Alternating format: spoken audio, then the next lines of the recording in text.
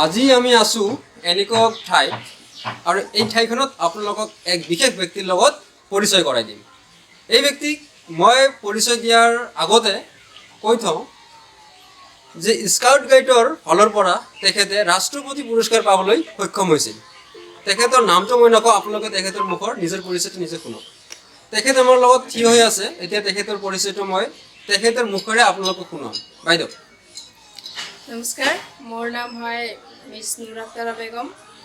মই চাপটগ্ৰাম কলেজৰ পৰা পঢ়া হয় আৰু মই বৰ্তমান এছিষ্টেণ্ট টিচাৰ আপাৰ প্ৰাইমেৰী লেভেলত কাম কৰি আছোঁ এজ এ টেট টিচাৰ। চ' মই স্কাউট এণ্ড গাইড কৰিছিলোঁ কলেজত থাকোঁতে।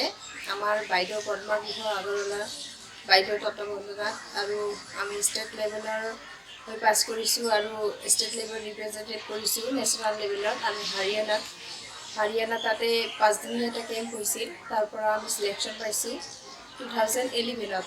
তাৰপিছত আকৌ চিলেকশ্যন পাই আকৌ পিছত মাতিছে 6 মাহমান পিছত।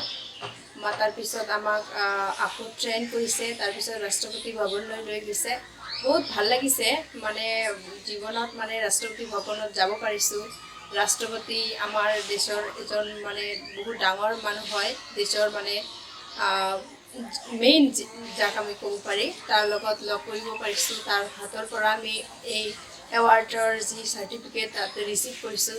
বহুত মানে স্মৰণীয় আৰু বহুত ভাল লাগিছে এইটো এক্সপিৰিয়েঞ্চ। মানে হয়তো স্কাউট গাইড নকৰিলে মই হয়তো এইখিনি মানে স্ক'প নাপালোঁ হয়। আচ্ছা, আপোনাৰ মাজতে এইখিনি এটা কথা ক'ম যে আপুনি কলেজৰ পৰা স্কাউটিং কৰি ৰাষ্ট্ৰপতি পুৰস্কাৰ পোৱাৰ পৰ্যায়লৈকে আপুনি যাবলৈ পাইছে। ইয়াৰ মাজত মূল ৰাজটো কি, মূল কাৰণ কেনেকৈ আপুনি সাফল্যত চূড়াত গৈ পাবলৈ সক্ষম হ'লে? এতিয়া চাওক, স্কাউট গাইড এটা মানে কি হয়, স্বেচ্ছাসেৱী মানে কি হয় অৰ্গেনাইজেশ্যন, যিটো অল অভাৰ ৱৰ্ল্ডত মানে মানুহে কৰি আছে। আমাৰ এইফালে মানুহবিলাকে ইমান বুজি নাপায়, কিন্তু আমি ফৰেইন কাণ্ট্ৰিবিলাকত গ'লে দেখা যায়, আমি চাৰ্চ কৰিলেও পাওঁ, বহুত ভেলুৱেবল আৰু ৰেচপেক্টফুল। যিখিনি মানুহে বহুত মানে ৰেচপেক্ট কৰে স্কাউট এণ্ড গাইডৰ হৈ যিখিনি মানুহ কাম কৰে। আৰু এটা মানে ব্ৰাদাৰহুডনেছ থাকে অল অভাৰ ৱৰ্ল্ডত। আমি স্কাউট গাইডৰ যিখিনি হয় প্ৰথমে কলেজ লেভেলৰ পৰা আৰম্ভ কৰিলোঁ। আমি সৰু সুৰা কিছুমান প্ৰজেক্ট গাঁৱে গৈ আমি মহিলা শিক্ষাৰ বিষয়ে, তাৰপিছত প্ৰাকৃতিক সম্পদ ৰক্ষা কৰিব লাগে, এনেকুৱা বহুত আমাৰ টপিকছ থাকে। এইবিলাকৰ ওপৰত প্ৰজেক্ট কৰিব লাগে। আমি গাঁৱে গাঁৱে গৈছোঁ আৰু প্ৰজেক্টখিনি কৰিছোঁ। এইখিনি আকৌ আমাৰ যিখিনি ষ্টেট লেভেলত হয় তাতে আকৌ এইখিনি আমাৰ ফটো, পেপাৰ কাটিং গোটেইখিনি মানে তাতে দেখাব লাগে। আমাৰ ডায়েৰী টাইপৰ এখন খাতা বনাব লাগে। সেইখিনি আমি ৰিপৰ্টখিনি দিছোঁ। তাৰ পৰা চিলেকশ্যন কৰিছে আৰু নেশ্যনেল লেভেলৰ যিটো হয় তাৰ পৰা মানে আকৌ নতুন নতুন কিছুমান ডাঙৰ ডাঙৰ প্ৰজেক্ট দিয়ে, 3 মাহীয়া 6 মাহীয়া, এইখিনি আমি কৰিছোঁ যিমানখিনি আমাৰ সম্ভৱ হয়। আৰু ছেম তেনেকুৱাই পেপাৰ কাটিং, পেপাৰ লিষ্ট বহুতবাৰ হৈছে আমাৰ। যিখিনি কাম কৰিছোঁ গাঁৱে ভূঞে আমাৰ ওচৰত আছে এতিয়াও। এইখিনি কি কৰি তাৰ পৰা পালোঁ আৰু আমাৰ পদ্মা ঘোষৰ আগৰৱালা বাইদেউৰ বহুত এটা মানে ভূমিকা আছে। আমাক যিখিনি গাইড কৰিছে তেখেতে অকলে আমাৰ এই এৰিয়াত লোৱাৰ আছামত তেনেকুৱা মানে এজন শিক্ষক শিক্ষয়িত্ৰী নাই যিজনে মানে ছাত্ৰ ছাত্ৰীক ইমান গাইড কৰি মানে এটা বিনা মানে যিটো ক'ব গ'লে এক্সট্ৰা একো নাপায় সিহঁতে, কিন্তু বহুত মানে ছাত্ৰ ছাত্ৰীক বহুত গাইড কৰিছে আৰু হেল্পো কৰিছে। আৰু মোৰ মা দেউতাক ধন্যবাদ দিব বিচাৰিম, যিয়ে নেকি মোক সহায় কৰিছে পইচা পাতিৰ ক্ষেত্ৰত হওক, আৰ্থিক মেণ্টেলি মানে ফাইনেন্সিয়েলি গোটেইখিনি মোক সহায় কৰিছে।